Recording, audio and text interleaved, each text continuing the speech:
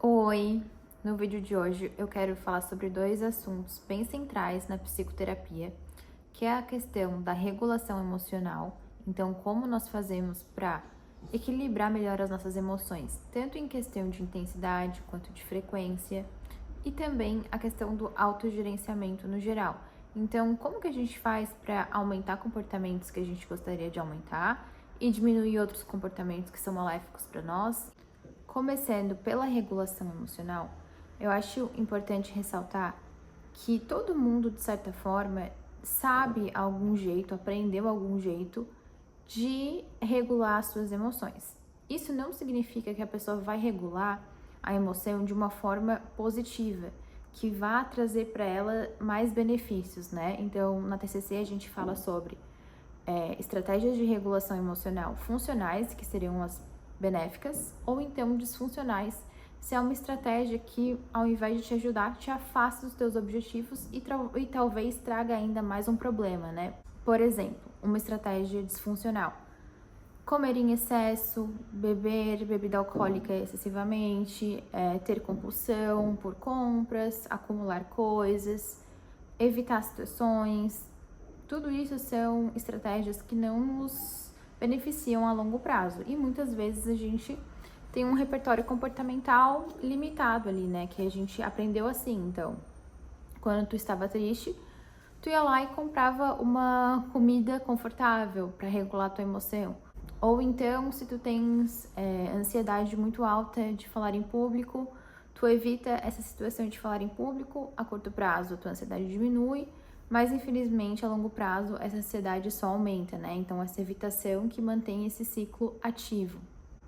Mas então, o que nós deveríamos fazer, né? Eu vou falar aqui um pouquinho sobre o modelo de regulação emocional do Graz, que tem estratégias tanto para antes da situação acontecer, quanto depois que a situação já aconteceu. As 5 estratégias básicas de regulação emocional do Graz são: a primeira, selecionar a situação; a segunda, modificar a situação; a terceira, alterar o ambiente; a quarta, alterar a cognição, os pensamentos; e a quinta, a modulação da resposta. Eu vou explicar certinho como cada uma funciona. A primeira estratégia, então, de selecionar a situação, eu vou dar um exemplo bem simples. Por exemplo, uma pessoa que tem compulsão a compras. Como ela pode selecionar a situação para regular melhor a emoção dela antes de a situação acontecer? Ela pode evitar ir ao shopping, ela pode apagar os aplicativos do celular de lojas que ela já sabe que compra de forma impulsiva. Então, essa seria a primeira estratégia, que é bem fácil sim de entender. A segunda estratégia de modificação da situação, eu vou dar um exemplo positivo, por exemplo, a pessoa propositalmente não ter acesso ao cartão de crédito, e um exemplo negativo de como alguém modifica a situação para regular as emoções instantaneamente, né, mas que a longo prazo vai fazer mal. Por exemplo, a pessoa recebe um boleto em casa e ao invés de ela olhar, ela guarda numa gaveta e não olha mais, ou então ela não olha as parcelas que ela tem no cartão de crédito. É como se ela se esquivasse, né, daquilo. Junto com essa modificação da situação, tem também a questão da modificação da atenção. Então é como se tu deslocasse a atenção para outra coisa, né? E tu pode fazer igual à estratégia anterior, tanto de forma positiva quanto de forma negativa. Então, por exemplo, se tu não queres fazer compras por impulso, tu pode ter sempre em mente qual é uma meta tua maior de longo prazo, alguma coisa que tu queira comprar, o porquê tu tá economizando. Por exemplo, tem pessoas que economizam para um projeto muito significativo para elas, né? Um casamento, alguma coisa assim. Então, a pessoa saber por que que ela tá fazendo aquela ação, por que que ela tá se esforçando para não cair numa tentação, é uma forma de deslocar a atenção. Então, toda vez que ela entra lá no site, ela se lembra, né? Não, mas tem meu casamento, não, tem aquele projeto. Então, essa é uma forma de mudar a atenção para regular a emoção. Depois, a alteração cognitiva se refere a alterações no pensamento, né? Então, nesse sentido, a terapia trabalha de forma muito profunda, que é em como a pessoa vai interpretar aquela situação, também em relação à capacidade dela de lidar com aquilo, então as crenças que ela tem de autoeficácia, de que ela consegue ter um comportamento diferente, mesmo que ela tenha aprendido por muitos anos a agir somente de uma forma específica. A quinta estratégia, que é a modulação da resposta, é quando a situação já ocorreu, ou seja, tu já fez uma compra compulsiva, tu já comeu alguma coisa que tu não queria comer, então tu só vai se planejar melhor para não repetir esse comportamento. Vai começar a investir, vai começar a preparar tuas refeições, enfim, são ajustes depois do que já aconteceu. Eu quis trazer essa questão da regulação emocional primeiro, porque caso a pessoa esteja num estado emocional muito ali conflituoso, em que ela não consegue regular as emoções dela, com certeza ela vai ter o senso de autoeficácia prejudicado, vai sentir que não tem a capacidade de lidar com desafios e, portanto, não vai também conseguir se autogerenciar, ou seja, não vai conseguir ter comportamentos que beneficiem ela a longo prazo, de acordo com os valores dela, os planos que ela tem para a vida dela e as metas, né, pessoais. Com a autoeficácia abalada, as chances de a pessoa engajar numa mudança de comportamento são muito baixas, né? Porque mesmo que tu seja confiante, mesmo que tu acredite que tu possa mudar com ajuda e tudo mais, ainda assim é difícil. Então imagina no caso que a pessoa já não se acha, né, capaz de lidar com aquilo.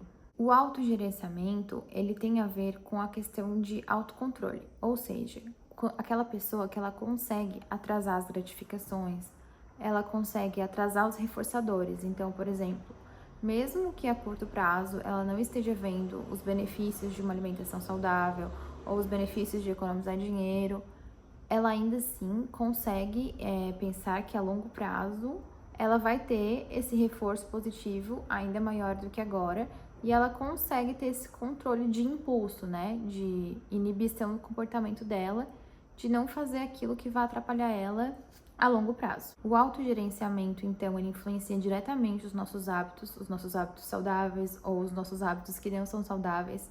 Também influencia diretamente o nosso consumo de compras aleatórias, nosso consumo alimentar, o nosso consumo de notícias, enfim. Exemplificando melhor como que a desregulação emocional ela afeta diretamente o autocontrole. Então, por exemplo, uma pessoa que está muito ansiosa, ela precisa escrever um projeto de TCC ou um projeto de mestrado. Aquela angústia dela inicial já faz com que ela não consiga dar o primeiro passo, porque só de pensar em enfrentar esse problema já é angustiante. A partir de agora, então, eu quero trazer técnicas de manejo comportamental para que a gente consiga diminuir os nossos excessos comportamentais e aumentar os nossos déficits comportamentais. Déficits comportamentais são aqueles comportamentos que a gente não está conseguindo engajar e que a gente gostaria de se engajar, então, né, exercício físico, alimentação saudável, na carreira, estudos. E os excessos comportamentais, eles estão mais relacionados a vícios comportamentais ou até mesmo vício em substâncias, né? Questão de beber excessivamente, de tudo que a gente utiliza aí para, de certa forma, fugir do que a gente deveria enfrentar. A primeira coisa que é importante ressaltar nesse sentido é que quanto maior a pressão que a gente tem nesse sentido de autocrítica e de autoexigência, mais difícil é se engajar na mudança. É essencial, então, que a pessoa estabeleça metas realistas e também que ela saiba focar no processo, né, para chegar naquela meta e não no resultado. Por exemplo, eu quero melhorar. Isso não é uma meta palpável, mensurável. É muito difícil a pessoa conseguir melhorar não estabelecendo exatamente o quanto que ela quer melhorar, o que ela vai fazer por dia para melhorar. Então, eu quero estudar 2 horas por dia, eu quero ir na academia 3 vezes por semana. As metas precisam ser mensuráveis, mais palpáveis e o foco no processo, né? Então, se eu quero me alimentar melhor, eu tenho que focar no comportamento-alvo de ir ao mercado mais vezes, de ter mais comidas saudáveis na minha casa, de levar a marmita para o trabalho e não o foco em emagrecer. Depois que a pessoa tem clareza da meta, né, do processo, de quais comportamentos vão ser o alvo de intervenção, aí sim ela tem que se preocupar com o primeiro passo, que é a questão do automonitoramento. Então, também saber exatamente da onde ela está começando, qual é o parâmetro inicial. Por exemplo, se eu quero aumentar as minhas horas de estudo, eu tenho que saber qual está sendo as minhas horas de estudo agora. Se eu não estiver estudando nada, eu não vou conseguir, por exemplo, colocar 3 horas por dia. Talvez eu tenha que começar com 10 minutos, talvez eu tenha que começar só preparando o que eu vou estudar. Então, tudo isso também é muito importante na questão de automonitorar exatamente como tu tá no momento presente, ou então também na questão da alimentação. Às vezes a gente subestima o quanto a gente está comendo, ou quantas vezes na semana a gente está saindo muito ali do planejado. Então, começar a perceber melhor em que momentos do dia eu cometo mais deslizes na alimentação. É de manhã, é de tarde, é de noite? Qual é essa frequência exata? É importante ter muito claro essa noção do contexto atual, de quantas vezes por semana ocorre, né, a compra compulsiva, de quantas vezes por semana tu procrastina vendo meme na internet, enfim, para que a partir disso tu consiga estabelecer um plano de mudança gradual, em que tu vai aos pouquinhos diminuindo os comportamentos que tu queres diminuir e aumentando no lugar deles outros comportamentos. Essa questão também da relação entre os déficits e os excessos é bem importante de falar, porque normalmente é uma balança, como se fosse, né? A gente tem ali os comportamentos que a gente quer aumentar, ir para academia, e nesse mesmo lugar tem esse comportamento que a gente quer diminuir, por exemplo, ficar muito tempo no celular. Então é bem importante também observar essas relações, né? O que tu tá fazendo enquanto tu deveria estar fazendo outra coisa, por exemplo. Cada pessoa também tem essas relações bem pessoais e formas individualizadas aí de se esquivar daquela experiência mais ruim. No automonitoramento, é importante perceber tanto a frequência do comportamento, quanto também a duração. Então, quanto tempo dura aquele episódio de procrastinação? Quanto tempo dura aquele episódio de beber descontroladamente? São 2 horas? São 3 horas? Tudo isso é necessário para começar da melhor forma possível. Com essa análise mais detalhada, com esse autoconhecimento maior, aí sim dá para focar em mexer nos gatilhos e nos reforçadores, né? Ou seja, nas coisas que antecedem o comportamento e nas coisas que são consequência desse comportamento. Uma forma bem interessante de manejar os antecedentes, os gatilhos, é como se fosse se lembrar constantemente daquilo que tu deveria estar fazendo, de forma, né, intencional. Então, deixar lembretes mesmo, botar o celular despertar. Se tu tens que ir pra academia, já deixar ali pronto a roupa da academia, então tu vai ver aquilo, não tem, né, como tu não perceber essa dica de ti mesmo que tu deveria estar fazendo aquilo. A utilização também de agenda, de cartões de enfrentamento, também entram nessa estratégia de manejar os antecedentes. Caso o comportamento alvo que tu queres mudar, tu ainda não saiba como fazer, né, realmente não sabe como operacionalizar aquilo, é possível também modelar outras pessoas, entretanto tem que ter muito cuidado, porque, como a gente sabe, por exemplo, hoje na internet, as pessoas às vezes não são realistas ali, não são transparentes com o esforço que elas fazem e tudo mais. Então tem que cuidar para modelar alguém que realmente passe as coisas como elas são, né? Passar ali todo o processo de mudança de forma mais transparente possível. Em relação ao manejo das consequências daquele comportamento, é importante sempre tentar reconhecer o teu esforço no engajamento, sempre validar ali o que tu tá fazendo. Porque punir, por exemplo, é a coisa que mais vai diminuir as chances de que tu consiga se engajar naquele processo de mudança. Então, ficar pensando, né, eu não consigo, putz, eu errei de novo. Tudo isso te afasta cada vez mais de se engajar melhor nesse processo de mudança. É necessário reforçar positivamente a si mesmo. Então, falar para si mesmo, né, eu tô cada vez melhor nesse processo, eu tô cada vez mais confiante, eu tô cada vez mais saudável. E isso não é assim de forma vazia, né? Só por falar e eu vou acreditar nisso. Não, é porque isso realmente vai afetar diretamente a tua autoeficácia, a tua percepção de lidar com aquilo e vai influenciar o teu comportamento. Então é necessário que tu se ajude nesse sentido. Outro detalhe do reforço positivo é também pensar assim, bom, eu vou estar tirando várias coisas que eu gostava de fazer, que aliviava ali as minhas emoções, né? Como, por exemplo, comer.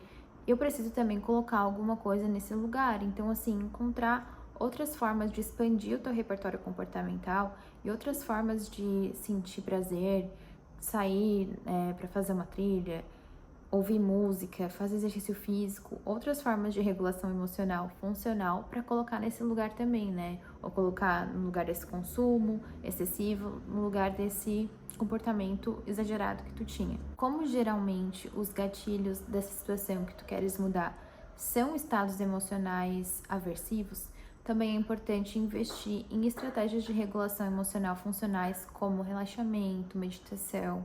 Então, tudo isso dá para procurar, né, na internet, respiração diafragmática, relaxamento muscular progressivo, técnicas de mindfulness, de atenção plena, tudo isso também é bem positivo. Resumindo um pouco da regulação emocional e dessas técnicas de manejo comportamental para autogerenciamento de comportamento, então cada vez mais que tu tiver treinando essas habilidades novas, tu vai se tornar melhor em tolerar como se fosse o mal-estar e enfrentar aquilo que tu precisa enfrentar para que esse monstro vá diminuindo aos pouquinhos e tu se sinta cada vez mais capaz de lidar com desafios cada vez maiores. Para finalizar, deixando bem claro o que fazer quando o objetivo é mudar algum comportamento, então primeiro é necessário operacionalizar esse comportamento, mensurar ele, fazer um planejamento de mudança concreto, mensurável e gradual, e analisar também muito bem quais são os antecedentes e os consequentes desse comportamento, quais são os gatilhos e as recompensas.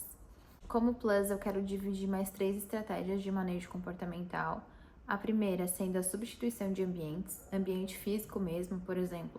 Eu quero estudar e eu não consigo focar, então eu vou para outro local, um local mais silencioso, isso ajuda muito.